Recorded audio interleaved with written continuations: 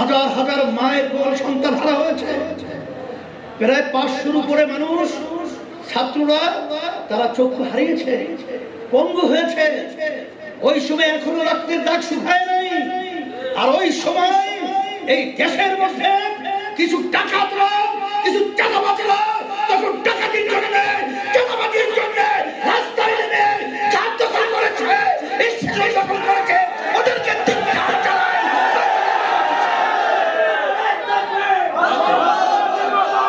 এই হলো ইসলাম, এই হলো ইসলাম।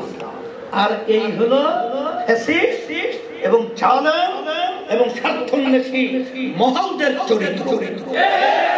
ইসলাম আর কিছু দেখাতে না পারলেও একটু তো দেখাতে পারছে, একটু তো দেখাতে পেরেছে।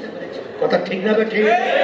এরপরে এখন আবার দেখেন যে 5ই আগস্ট পরবর্তীতে এই সরকার তো নড়বড়ে, কারণ 15.5 বছর ফ্যাসিস্ট এমন কোন জায়গা আছে যেই জায়গায় ওদের দলীয়করণ করে নাই, ওদের গুন্ডাদেরকে বসায় নাই, এরকম কোন জায়গা আছে?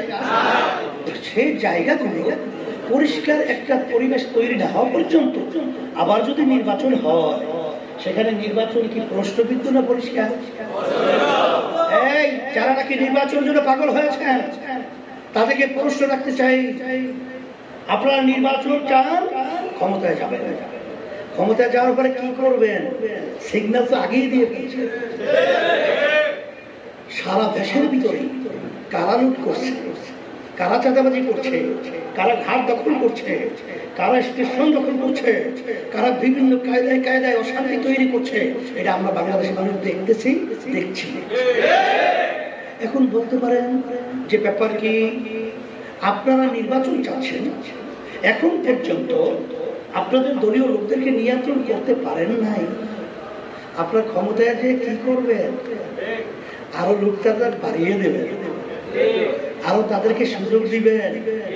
এটা বাংলাদেশের জনগণ এখন দেখে ফেলেছে, এটা আমরা বুঝে ফেলেছি।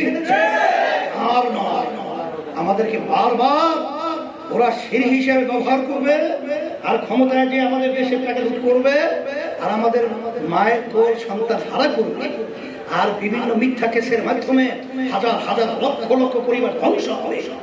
আর নয়, এই পরিবর্তন আমাদেরকেই করতে হবে।